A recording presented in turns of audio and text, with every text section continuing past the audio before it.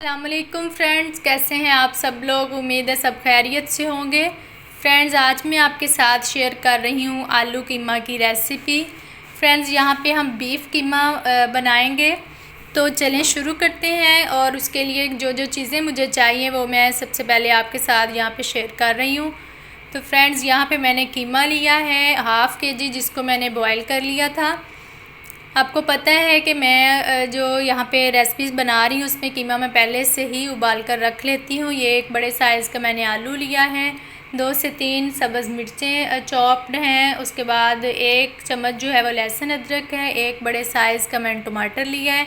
Friends, एक बड़े size का प्याज था। फ्रेंड्स, शुरू करते हैं। बिस्मिल्लाहिर्रहमानिर्रहीम। सबसे पहले यहाँ पे मैंने फ्लेम ऑन की। अब मैं इसमें ऑयल डालूँगी। ऑयल तकरीबन ये 1.5 मैंने बड़ा स्पून इसमें शामिल किया है, तो आप अपने हिसाब से इसमें डाल सकते हैं। तो फ्रेंड्स, ऑयल हमारा गर्म हो चुका है। अब हम इसमें प्याज डालेंगे। प्याज को तकरीबन हम 3 से 4 मिनट तक इसमें फ्राई करेंगे ताकि ये लाइट ब्राउन हो जाए, प्याज अपना कलर चेंज कर ले। फ्रेंड्स, यहाँ पे मैं प्याज को हल्का हल्का फ्राई कर रही हूँ ताकि ये इसकी जो कच्चापन है वो ख़त्म हो जाए। तो फ्रेंड्स, यहाँ पे हमारा प्याज जो है वो कलर चेंज करना शुरू हो चुका है। आप देख रहे हैं यहाँ पे प्याज फ्राई हो रहा है ऑयल में। फ्रेंड्स, अपने जो भी आप बनाएं उसमें ऑयल बहुत ज़्यादा ना डाला करें। ऑयल जो है वो नॉर्मल होना चाहिए, खाने में भी फिर वो अच्छा लगता है और आपको नुकसान भी नहीं देता। फ्रेंड्स, जो हमारा प्याज था उसने कलर चेंज कर लिया। अब हम इसमें लहसुन और अदरक का पेस्ट डालेंगे। लहसुन और अदरक का पेस्ट डालने के बाद आपने इसको 3 से 4 मिनट तक मज़ीद भूनना है ताकि लहसुन और अदरक की जो स्मेल है वो बिल्कुल ख़त्म हो जाए।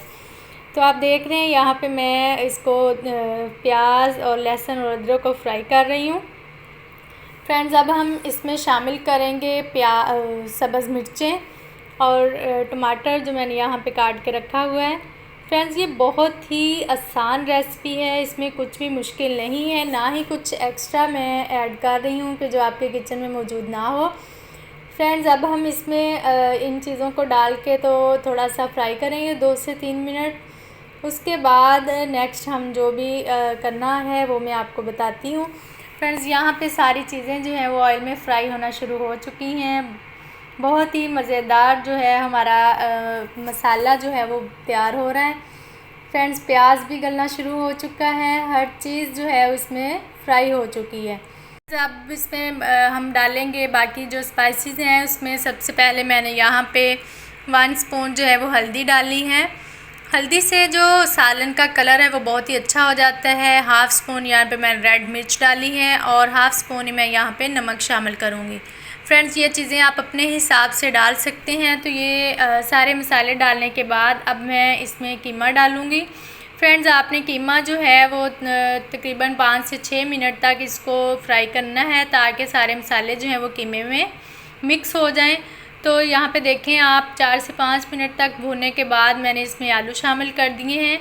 फ्रेंड्स, आपने आलू डाल के इन दोनों को इतना भूनना है कि जो हमारा ऑयल है वो सेपरेट हो जाए। आप देख रहे हैं यहाँ पे कीमा और आलू का कलर भी चेंज हो चुका है, ऑयल भी इसने छोड़ दिया है। तो अब हम इसमें फ्रेंड्स अपने हिसाब से पानी शामिल कर देंगे। पानी जो है वो इसलिए हमने शामिल करना है ताकि जो हमारा कीमा है वो इतना ड्राई ना लगे, उसमें थोड़ी ग्रेवी लगे। तो यहाँ पे मैं एक छोटा बाउल जो है वो पानी का डाल रही हूँ। तो फ्रेंड्स, आप अपने हिसाब से जितनी आपको इसमें ग्रेवी चाहिए आप पानी डाल सकते हैं। तो मैंने इसमें 1 बाउल डाला है। अगर आपको कम लगे तो आप इसमें कम या ज़्यादा कर सकते हैं, जैसे भी आपने जिस हिसाब से ग्रेवी रखनी है। तो फ्रेंड्स, हमारा जो कीमा है वो तकरीबन तैयार होने वाला है। ये आलू भी इसमें गल चुके हैं, कीमा भी गल चुका है। तो आप देख सकते हैं कि कितनी खूबसूरत जो है वो कीमे की शक्ल हो चुकी है।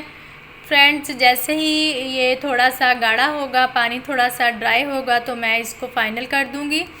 हमारा मज़ेदार कीमा जो है वो तैयार हो चुका है। अब हम फ्रेंड्स इसमें गरम मसाला मैं यहाँ पे शामिल करूँगी। गरम मसाला जो है वो सालन की खुशबू में बहुत ज़्यादा इजाफ़ा कर देता है, बहुत मज़े की इसका लुक आती है और टेस्ट बहुत अच्छा आता है। तो फ्रेंड्स, यहाँ पे मैंने 1 स्पून जो है वो गरम मसाला ऐड कर दिया है और धनिया यहाँ पे मैंने देखें काट के रखा हुआ था।